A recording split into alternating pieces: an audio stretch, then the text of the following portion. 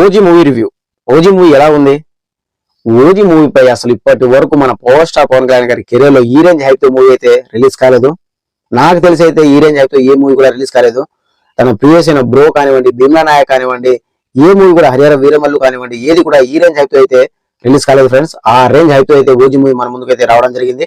So నిన్న night 10 PM కి premieres పడ్డాయి. సో ఆ షోకి అయితే నేనైతే వెళ్ళలేదు. దానికి గల కారణం టికెట్ రేట్స్ హైక్. ఎస్, ₹1000 ఉంది ఫ్రెండ్స్ ఒక్కొక్క టికెట్. ఆ రేంజ్ అమౌంట్ పెట్టి నేనైతే సినిమా చూడలేను. సో ప్రీమియర్స్ కి అయితే వెళ్ళలేదు. నేనైతే ఈ రోజు 25th ఎర్లీ మార్నింగ్ 4 గంటల షోకి అయితే వెళ్ళి రావడం జరిగింది. సో వెళ్ళి వచ్చిన తర్వాత సినిమా పై నా ఒపీనియన్ ఏంటిది, ఇది నా పర్సనల్ ఒపీనియన్ ఫ్రెండ్స్. సో ఎవరికైనా నచ్చొచ్చు, నచ్చకపోవచ్చు. మేబీ ఎవరికి కూడా హర్ట్ చేయాలని కాదు, ఎవరిని తక్కువ చేయాలని కాదు. నా పర్సనల్ గా నా ఒపీనియన్ ఏంటిది అనేది ఈ రివ్యూలో అయితే చెప్పడం జరుగుతుంది. సో ఎవరు ఏమనుకోవద్దు, ఎవరేమనుకున్నా సరే నా పర్సనల్ ఒపీనియన్, నా సినిమా చూసిన తర్వాత నాకేమనిపించిందో జెన్యూన్ గా చెప్తాను. సో ఇది ఆలస్యం చేయకుండా రివ్యూలోకి వెళ్ళిపోదాం. ఓజీ మూవీ ఎలా ఉందిరా అయ్యా అంటే గుడ్, బాగుంది. అయితే ఈ సినిమాలో పాజిటివ్ ఎంత ఉందో నెగిటివ్ కూడా అంతే ఉంది. నెగిటివ్ ఎక్కువ ఉందని చెప్పొచ్చు మేబీ.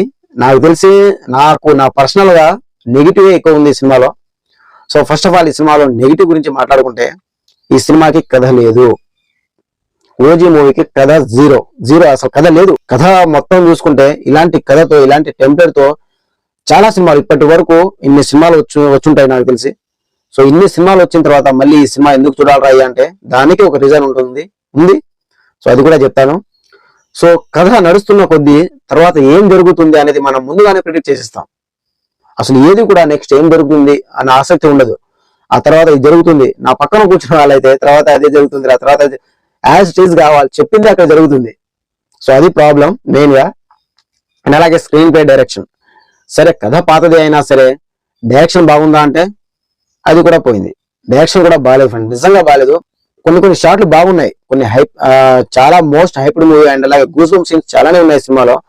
ఒక 5-6 దాకా ఉండుంటాయి, మేబీ 5-6 ఉన్నాయి. సో అంతకు మించి సినిమాలో చెప్పుకోదగ్గ సీన్స్ అయితే ఏమీ లేదు.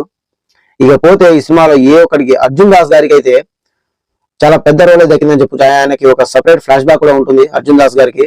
సో అది అవసరం లేదు, మరి ఎందుకు పెట్టారో వాళ్ళకే తెలియాలి. అండ్ అలాగే ఈ సినిమాకి సాహోకి లింక్ ఉంది. ఎస్, 2 సినిమాలకి లింక్ ఉంది. అయితే ఈ సినిమా మన సుజిత్, డైరెక్టర్ అయిన సుజిత్ సినిమాటిక్ యూనివర్స్ లో భాగంగా అయితే తీయడం జరిగింది. సో సాహో మూవీ కూడా సుజిత్ సినిమాటిక్ యూనివర్స్ లో యాడ్ చేయడం జరిగింది. అండ్ అలాగే ఓజీ మూవీ కూడా సుజిత్ సినిమాటిక్ యూనివర్స్ లో యాడ్ చేయడం జరిగింది. సో ఇది ఫ్రెండ్స్ మొత్తానికి SCU కన్ఫర్మ్డ్. సో ఇదైతే కన్ఫర్మ్. సో ఈ సినిమాకి మెయిన్ పాజిటివ్ పాయింట్ ఏంటిదంటే, నాకు తెలిసి, నాకు పర్సనల్ గా నాకు అనిపించింది ఈ సినిమాకి మెయిన్ పాజిటివ్ సాంగ్స్, BGM. మన SS తమన్ గారు చెప్పినట్టుగానే ఈ సినిమాకి BGM అయితే ప్రాణం పెట్టి చేశారు.